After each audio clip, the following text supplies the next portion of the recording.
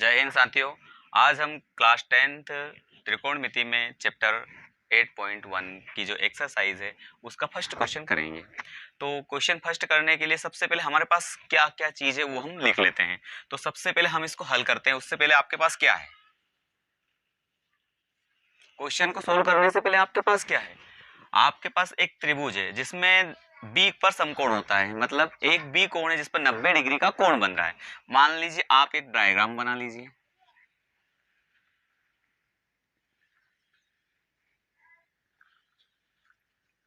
ठीक है, ये वाला हो गया हमारा 90 डिग्री।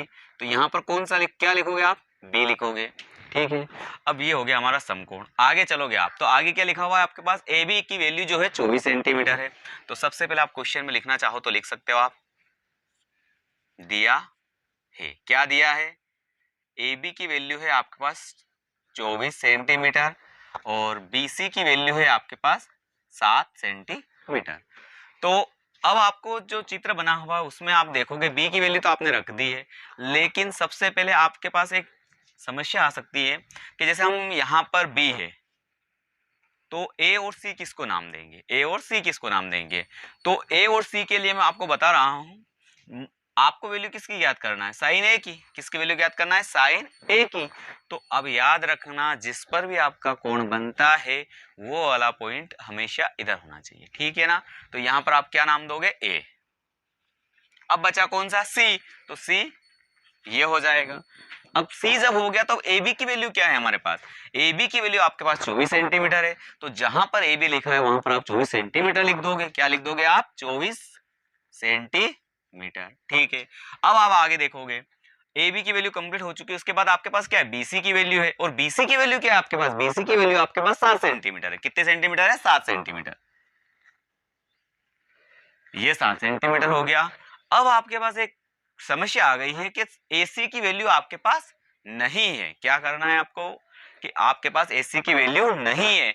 जब AC की वैल्यू नहीं है तो अब आप याद रखना, किसी भी समकोण त्रिभुज में यदि दो भुजा दे और तीसरी भुजा के बारे में आपको नहीं पता हो तो उसको निकालने के लिए आपको पाइथागोरस प्रमेय का उपयोग करना है। ठीक है, आपके पास दो भुजाएं, तीसरी भुजा नहीं है तो आपको पाइथागोरस प्रमेय का उपयोग करना है।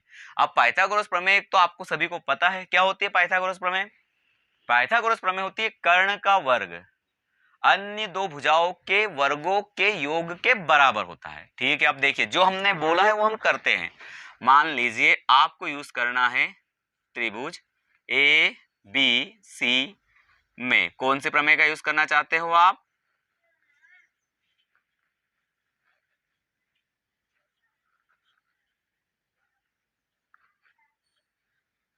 कौन सी प्रमेय से, पाइथागोरस प्रमेय से।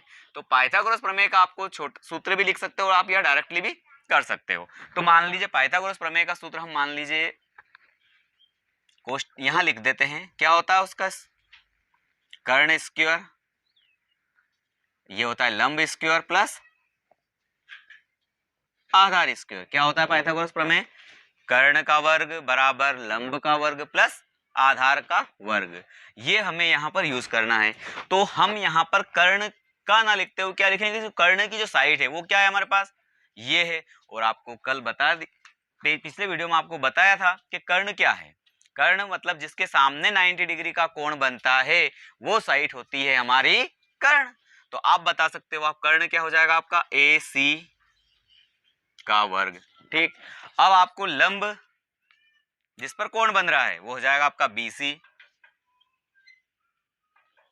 प्लस आधार AB हो जाएगा। अब आपको पाइथागोरस प्रमेय अच्छे से समझ में आ चुकी है। अब हम AC BC जो भी है उसकी वैल्यू रखते हैं। क्या आपके पास AC की वैल्यू है, आपके पास AC की वैल्यू नहीं है। जिसकी वैल्यू नहीं है उसको आप ऐसा ही लिख दोगे। आगे आप BC देखोगे, क्या BC की वैल्यू है आपके पास BC की वैल्यू आप लिख दोगे 24 स्क्वायर। क्या आपके पास AB की वैल्यू है, आपके पास AB की वैल्यू सॉरी BC की वैल्यू आपके पास 7 है और AB की वैल्यू आपके पास 24 है। AC का स्क्वायर तो कोई मतलब ही नहीं है। चलिए 7 का स्क्वायर क्या होता है? 49 होता है। और 24 का स्क्वायर क्या होता है? 24 का स्क्वायर आप ऐसे निकाल सकते हो। कैसे निकालोगे? 24 इंटू 24, डायरेक्ट 4 चौक 16 का 6, यहाँ से लाया 1, क्रॉस मल्टीप्लिकेशन देखो, 4 दूनी 8, 4 दूनी 8 और 8 कितना होता है? 16, 16 का 6 और एक हासिल कितना हो गया? 17, हासिल आया फिर एक, 2 दूनी 4 और एक 5, मतलब इन दोनों का गुणा करना है, इन दोनों का गुणा करना है और बीच में आपको इस प्रकार से गुणा करके उनका प्लस करना है। ठीक है, तो मान लीजिए आप ऐसा कर सकते हो। कैसा करोगे?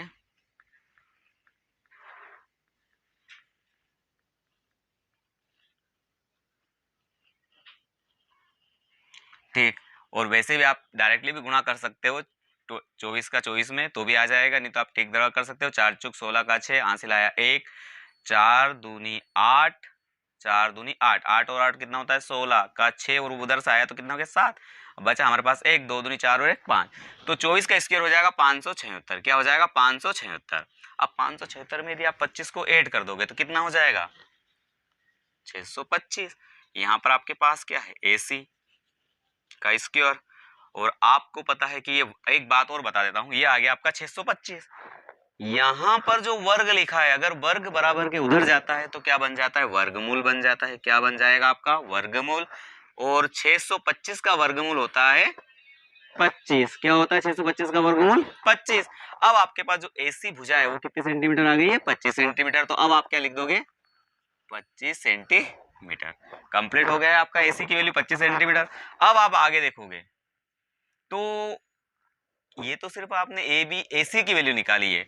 साइन ए, कोस ए, साइन सी, कोस सी का मान हमें निकालना है। चलिए अब हम उन मानों को निकालते हैं। तो देखिए, सबसे पहले मान लीजिए क्या है हमारे पास? साइन ए। फिर उसके बाद मान नीचे लिख लेंगे आप कोस ए। ठीक, अब साइन और कोस ए की वैल्यू कैसे निकालते हैं? तो आपको कल बताया गया था, ये होता है हमारा फॉर्मूला, लाल बटे कक्का। जो पहले वाला होता है वो साइन कोस टेन। ठीक है, अब हम इनको लिखते हैं। कैसे लिखेंगे? एल बटा के, तो ये हो जाएगा लंब बटे कर्ण। साइन ए की वैल्यू क्या लिखोगे आप? लंब बटे कर्ण। तो लंब क्या है आपके पास? लंब आपके पास BC है। कर्ण क्या है आपके पास? AC है। यहां पर आप BC और AC की वैल्यू लिख दोगे। किसकी वैल्यू लिखोगे? BC और AC की। तो BC की वैल्यू क्या है आपके पास? 7 है। और AC की वैल्यू क्या है आपके पास? AC की वैल्यू आपके पास 25 है। इसी प्रकार आप कोस ए की बात करते हैं, तो कोस ए का फॉर्मूला क्या है? सबसे पहले अपन वापस वहीं जाते हैं। तो कोस ए का फॉर्मूला क्या होगा? A बटे के। ए से बन जाएगा आधार, के से बन जाएगा कर्ण।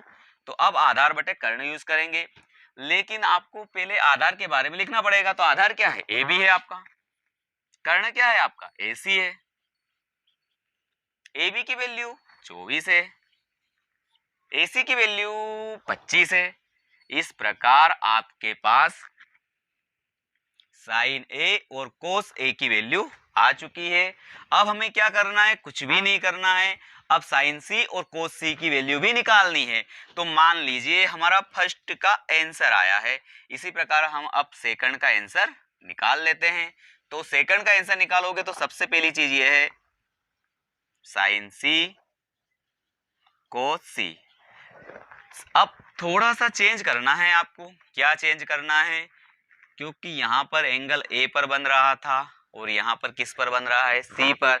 जब दोनों साइड के एंगल चेंज हो जाएंगे तो हम आपके सवाल में ये जो आधार और लंब है ये दोनों साइड चेंज हो जाती है। तो मान लीजिए हम छोटा सा ब्रेक आवश्यक, ये हो जाएगा CBA। अब आपको पता है AB की वैल्यू क्या है? 24 सेंटीमीटर। ये हो जाएगा 7 सेंटीमीटर और ये हो जाएगा हमारा 25 सेंटीमीटर। बस वही आपको यूज करना है। साइन का सूत्र आपको पता ही है। साइन का सूत्र क्या होता है? लंब बटे कर्ण। तो आप लिख दोगे AB बटा AC। इसी प्रकार कोस सी की वैल्यू क्या होती है? कोस का होता है आधार बटे कर्ण। तो आधार क्या है यहाँ पर? BC बटा AC। चलिए, AB की वैल्यू आपको रखना है। तो AB की वैल्यू क्या है आपके पास? AB की वैल्यू आपके पास है 24 AC की वैल्यू आपके पास है 25, BC की वैल्यू क्या है 7 और AC की वैल्यू क्या है 25। तो अब आपके यहाँ पर साइन ए कोस ए साइन सी कोस ए इन सब की वैल्यू अच्छी तरह से आ गई है। ठीक है, अब आपको साइन ए कोस ए इस प्रकार से त्रिकोणमिति के 6 अनुपात होते हैं। कितने होते हैं त्रिकोणमिति के 6 अनुपात। अब आप एक एक करके 6 अनुपातों को निकाल सकते हैं, लेकिन क्वेश्चन में जो आपसे कहा गया है आप उतना ही करें, एक्स्ट्रा ना करें, इसलिए यही आपका आंसर 1-3 में tan p minus cot r का मान ज्ञात करना है। तो इसके लिए आपके पास एक चित्र बना हुआ है, चित्र में आप देखोगे 12 है 13 है, लेकिन QR की वैल्यू आपके पास नहीं है। तो सबसे पहले आपको पता है, अभी थोड़ी देर पहले बताया गया था कि पाइथागोरस प्रमेय का ही उपयोग करके हम तीसरी वैल्यू को निकाल सकते हैं। किसकी वैल्यू को निकाल सकते हैं तीसरी वैल्यू। तो वापस हम वही जानते हैं, पाइथागोरस प्रमेय का यूज करेंगे। तो पाइथागोरस प्रमेय कौन सी आपकी PQR में किसका यूज करोगे पाइथागोरस प्रमेय का।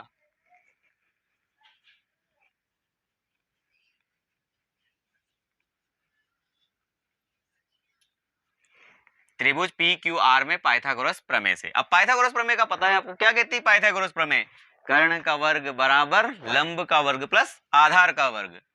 आपको यहां पर नहीं लिखना है, आप यहां पर लिख लीजिए कर्ण का वर्ग लंब का वर्ग प्लस आधार का वर्ग। ठीक है, अब आपको पता है कर्ण कौन है, लंब कौन है और आधार कौन है।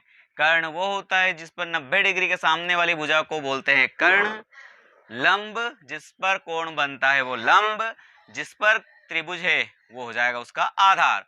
तो कर्ण क्या है हमारे पास PR, कर्ण क्या है हमारे पास PR का स्क्वायर, लंब क्या है हमारे पास PQ का स्क्वायर है, क्या है हमारे पास PQ का स्क्वायर, प्लस आधार क्या है, आधार हमारे पास है QR का स्क्वायर।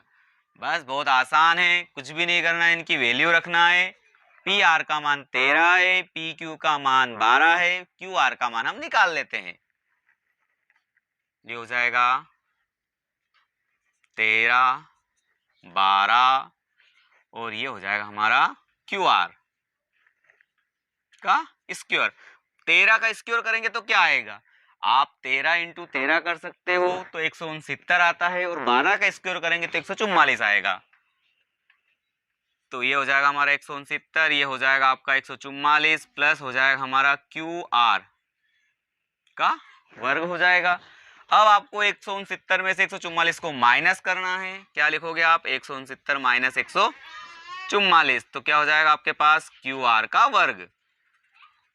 169 में से 144 यदि माइनस करोगे तो क्या आएगा आपका 25 आएगा, क्या आएगा 25, बराबर यहाँ पर क्या बचेगा आपका QR, वर्ग इधर आएगा तो क्या बन जाएगा वर्गमूल। अब आपके पास उसकी वैल्यू आ जाएगी, QR की वैल्यू कितनी आ जाएगी 25 का वर्गमूल कितना होता है 5, ये हो जाएगा आपके पास 5 सेंटीमीटर कर दीजिए। तो QR की वैल्यू कितनी आ जाएगी 5 सेंटीमीटर, कंप्लीट। अब हमने क्या करा, हमने दो भुजाओं की सहायता से तीसरी भुजा को निकाल लिया है। अब हम क्या करेंगे, tan P और कोट R का मान ज्ञात करना है। तो हम लिखेंगे tan P minus cot R। ठीक है, अब आपको फिर एक और चीज ध्यान में रखना है कि एंगल जब बनाते समय किस पर बन रहा है। यहां पर क्या लिखा हुआ आपका P, यहां पर लिखा हुआ है आपका R। तो ये वाला जो बन रहा है वो R और ये वाला P है। तो आप छोटा सा एक और ट्रायंगल बना सकते हो, ये हो जाएगा हमारा Q, ऐसा का ऐसा रहेगा, ये हो जाएगा P और ये हो जाएगा आपका R। अब आप बिल्कुल QP की वैल्यू क्या है, QP की वैल्यू क्या है वो रख देना। तो ये हो जाएगा 12 सेंटीमीटर, ये हो जाएगा आपका 5 सेंटीमीटर और ये हो जाएगा आपका 13 सेंटीमीटर।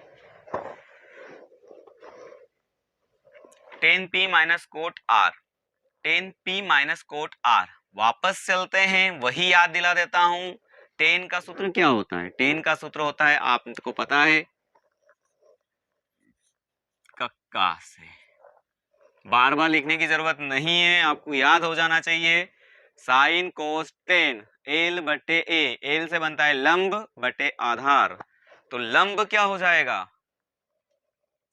लंब हो जाएगा आर क्यू या क्यू आर कर सकते हो। तो टेन पी में क्या लिखोगे आप, आर क्यू, आधार क्या हो जाएगा क्यू पी माइनस। अब आर की बात करते हैं, कोट आर, कोट आर, इस चित्र पे आ जाइए, कोट आर है और वो कोट है, तो अब आधार बटे लंब हो जाएगा। तो आधार क्या है क्यू आर, आप क्या करोगे, ये हो जाएगा आधार, लंब आपका क्या है पी क्यू या क्यू पी, बात दोनों एक ही है, बस इनकी वैल्यू रख दो। आर क्यू की वैल्यू क्या है, आर क्यू 5 बटे, इधर भी आर क्यू इधर भी 5, क्यू पी की वैल्यू क्या है 12, 5 बटे 12 माइनस 5 बटे 12, 5 बटे 12 से 5 बटे 12 क्या हो जाएगा, कैंसिल हो जाएगा। तो आपका आंसर जो आ जाएगा हो जाएगा 0, यही आपका आंसर है। ठीक है, थर्ड क्वेश्चन देखिए अब आप,